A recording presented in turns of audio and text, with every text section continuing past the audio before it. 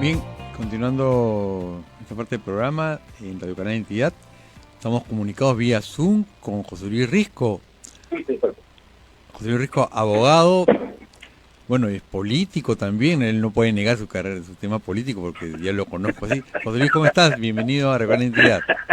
Se ríe José Luis Risco. ¿Qué tal, amigo? ¿Cómo te va a ti? ¿Cómo estás? Muy bien. Gracias por la oportunidad. Sí. Gracias por la presentación también, ¿no? Claro. Y tú que has sido también un luchador social en temas de trabajo, mi primera pregunta sería, ¿qué opinas del nombramiento de este señor Ruggiero como ministro de Trabajo? Porque ya están los cuestionamientos, primero porque por la edad yo creo que, mira, al margen de la edad del caballero Ruggiero, creo que el que va a manejar la cartera de trabajo y promoción de promoción es el mismo Cateriano. Ya. Lamentablemente este caballero es una figura, es una fachada, porque si nosotros vemos sus antecedentes, su currículo, yo creo que nos hubieran dejado al anterior ministro, porque la verdad no sé qué cosa puede hacer este joven, independientemente sin minimizar ni despreciar las características de los jóvenes, pero me parece que es una cartera sumamente complicada y realmente tendría que haber puesto una persona de experiencia y que tenga una parte de concertación para evitar de que tanto el empleador se exceda, así como también mis propios trabajadores vayan más allá de lo que tengan que ir.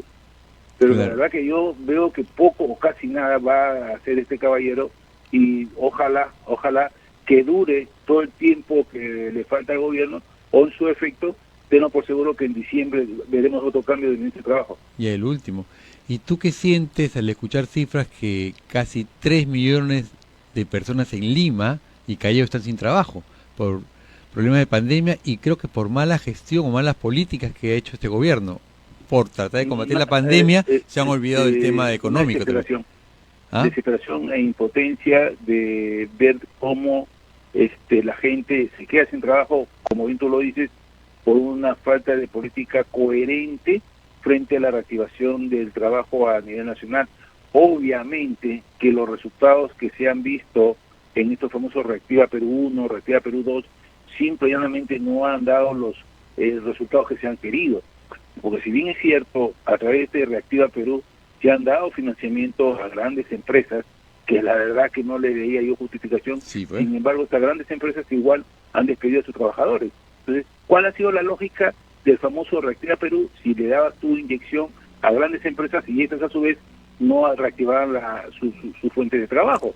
Dos, a mí me parece también un absurdo que, por ejemplo, cuando tú pides el tema de los trabajos de las personas de riesgo, tengas que tú garantizar bajo tu riesgo propio que te vas a reincorporar al trabajo. O sea, sí. Me explico, si yo, José Risco, tengo 62 años de edad, quiero reincorporarme a Laboret, tengo que firmar un documento que bajo mi responsabilidad, si en caso adquiera yo el COVID, yo voy a tener que hacer la atención y todas esas cosas.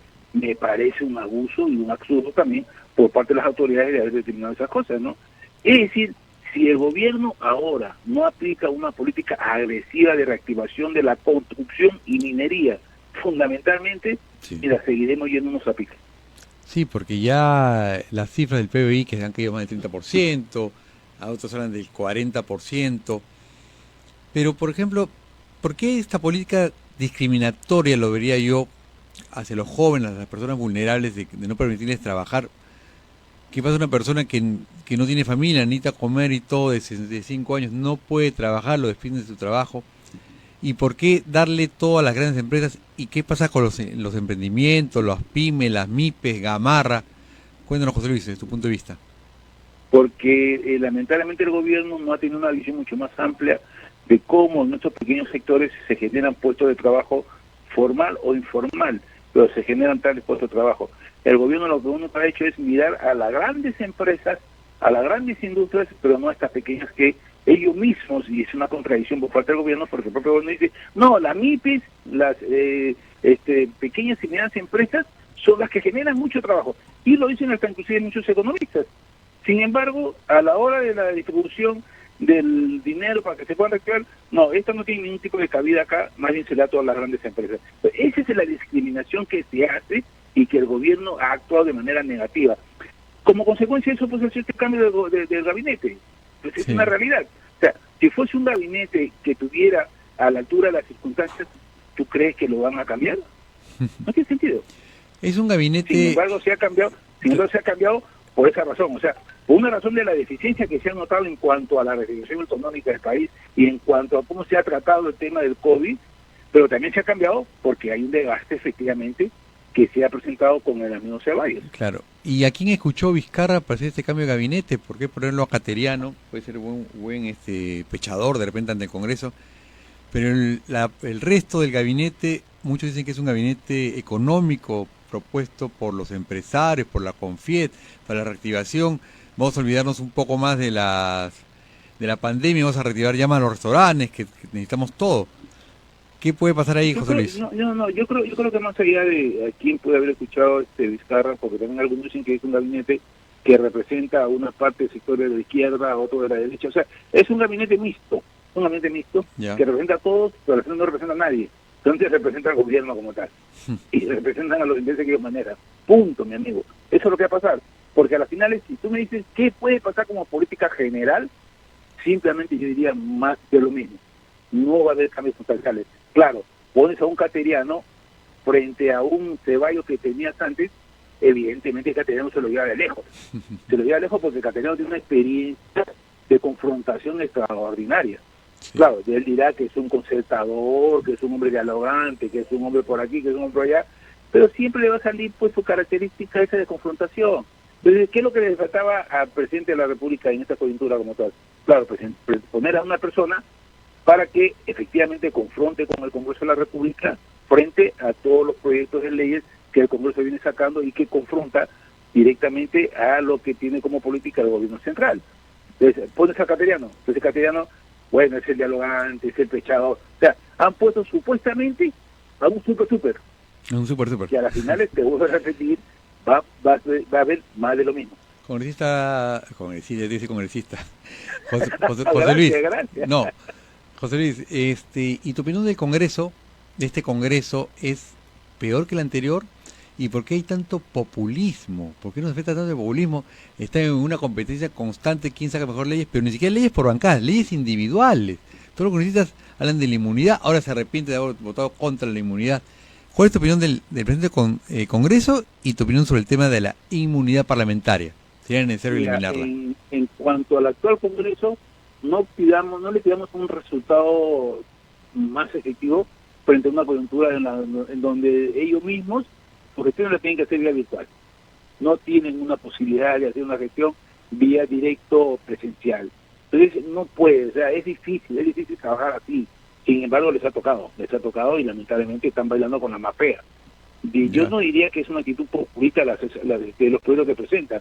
Yo lo que digo es que no se está cumpliendo lo que es el reglamento del Congreso de la República, que los proyectos de leyes que se presentan tienen que ir visados o concertados con la bancada, no de manera individual, porque eso se modificó. Justamente se modificó el reglamento para evitar que los congresistas de manera individual presenten los proyectos que les estimen convenientes. Tercero, mi impresión es que todavía los congresistas no tienen los recursos de respaldo correspondientes para que lean, oiga, compadre, si ustedes, de acuerdo a la Constitución, no pueden generar leyes que se ocasionen gastos al Estado. Estamos imposibilitados. Los congresistas no pueden generar leyes que gasten al Estado. Cuarto, yo no creo que leyes populistas, porque al final es, por ejemplo, la ley de la AFP. Sí. Fue una carrera que hubo con el gobierno. Claro. El gobierno decía 2.000 soles, el Congreso decía 25% de tu fondo. Cuando el gobierno dice, no, el Congreso va a aprobar esto, entonces yo le doy 3.000 soles más, 5.000 soles. A la final el resultado es lo mismo. O sea, no es una ley populista. Ahora, me dicen el tema de la ONP. Yo no constituyo una ley populista. Yo creo que es una ley equitativa, que da equidad a la AFP. O sea, es cierto que la ONP tiene un fondo colectivo, tiene un fondo común, pero ojo que el dinero históricamente de la ONP lo maneja el gobierno de turno. Sí. En todo caso, bajo esa lógica hay responsabilidad. Porque imagínate, ¿cómo yo genero una cuenta individual dentro de una cuenta colectiva? Fácil. Simplemente tú calculas sobre la base de los últimos 12 meses que has aportado, de tu salario que has tenido. Y ahí vas a sacar tú una cuenta promedio que vas a tener. Y esta ley que se está promoviendo en el Congreso, yo la verdad que no le veo una actitud populista.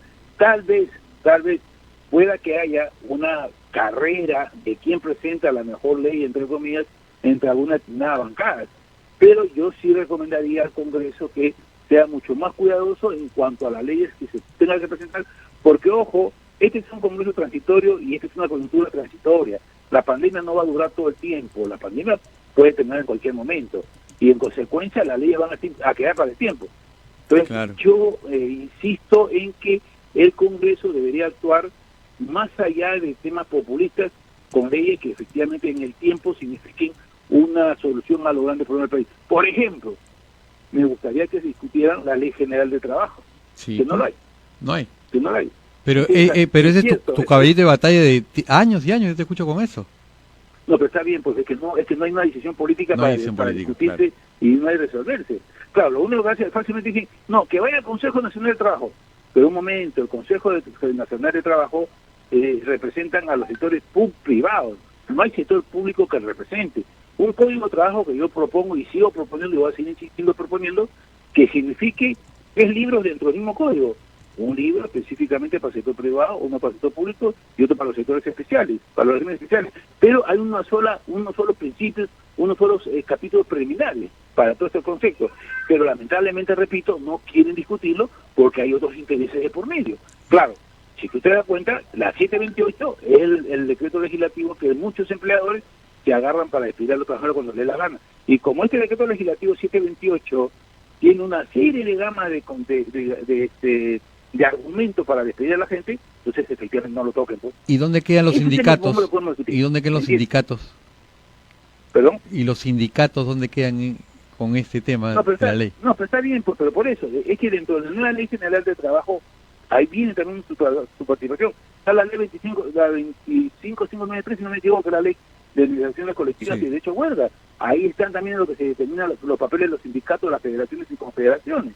Puedes considerarlo dentro de todo el concepto del código de trabajo, pero repito, cuando no hay intención ni interés político para resolver estas cosas, evidentemente se deja y se patea, y por eso que vamos a seguir discutiendo este tema todo el tiempo, hasta que obviamente y efectivamente el Congreso discuta el tema de una ley general de trabajo que contribuya a la solución de los grandes problemas que tienen los trabajadores y los empleadores.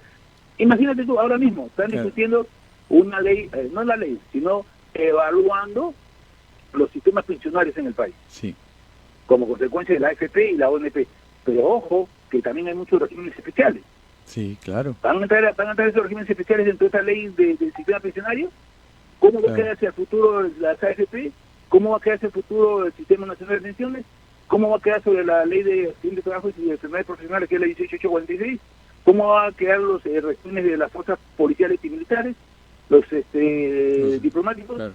Un conjunto de cosas dentro del tema del sistema pensionario que se tiene que discutir. O sea, no se trata de que discuta o que me llame o que llamen a fulano, mengano, sultano, sino que efectivamente saquen una norma que recoja el sentir de todo el mundo.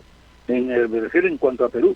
Y unas últimas preguntas, por ejemplo, el tema de la suspensión perfecta, ¿cuál es tu opinión?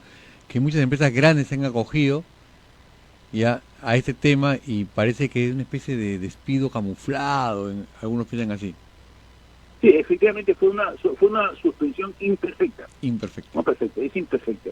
Le dieron ese nombre, no sé por qué le dieron ese nombre de suspensión perfecta. O sea, incumple lo que dice el mandato constitucional, que todos tienen derecho a un trabajo digno. Sin embargo, sacan una norma que dicen, oye, tu empresa, justifícame esto y yo te doy te permito que hagas una suspensión perfecta.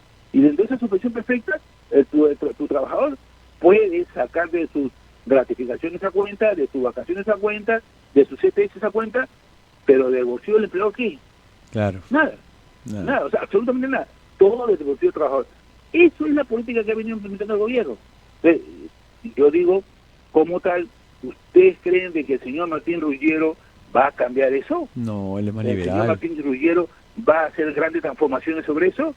No, simplemente Martín Ruggiero está con el paraguas del señor Pedro Cateriano para que haga o mantenga la política laboral que se viene implementando desde hace años.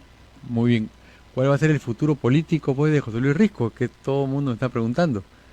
¿Tiene alguna aspiración o no? Sinceramente, en esta oportunidad sí me gustaría participar en las elecciones del 2021. Ya. Después de 10 años, 20 años, después de 20 años, volvería a participar, imagínate tú, en el centenario en el centenario de nuestro país, ¿no? Ojalá Ya. no me quita el sueño, llegar o regresar nuevamente al Parlamento, porque tengo que también cumplir mis labores como abogado. Claro. Y frente a Tú ya estás preparado, tú ya estás preparado más todavía. Has estudiado y estás preparado más, pero ¿alguna invitación ya tienes de algún partido político o no? Maestro, una cosa bien simple me enseñó la vida. Tú nunca puedes estar sujeto Claro. a lo que el momento o tu partido político te puede dar. Claro.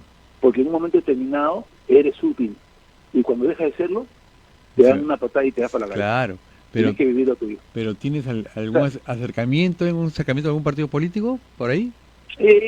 Sí tengo 4, te lo voy a decir, pero 4, prefiero todavía mantenerlo en reserva hasta cuando no tenga una definición, ¿no? No el Partido Morado te ha invitado, ¿verdad? Bueno, morado estoy desde que nací. No, ya sé que qué gracioso. No, pero así como ha abierto los brazos, pues, Julio Guzmán para Forsyth, para Salvador Solar, de repente, José Luis Risco, te invito también para que partes... yo creo que es un tema que hay que evaluarlo en su oportunidad. Yo no descarto ninguna posibilidad, simplemente que no vayan en contra de mis principios, evidentemente, y mis ideales, evidentemente, tendría que evaluarse en su oportunidad, ¿no? Obviamente, si yo voy a ir con una persona que no está de acuerdo en determinado tema, por ejemplo, el tema de la legislación laboral, Claro. ¿qué sentido tiene? Sí, pues. Bien, José Luis, muchísimas gracias y espero contar contigo en cualquier otra oportunidad, que el tema es amplio y eres bienvenido a la casa como siempre. Maestro, siempre a su disposición. Muchas gracias a ustedes por la oportunidad. Un abrazo y que... si no nos podemos ver para la próxima, estamos muy lejos, pero que todo el mundo se cuide, por favor. La mascarilla siempre, la distancia social, que es lo más importante para evitar el rebrote que muchos están ya preocupados. Perfecto. Muchas gracias, señor José Luis Risco, un abrazo, abogado y luchador social con nosotros. Gracias. Gracias. Y bueno, ahí venimos con más entrevistas aquí en Radio Canal Identidad en cualquier momento.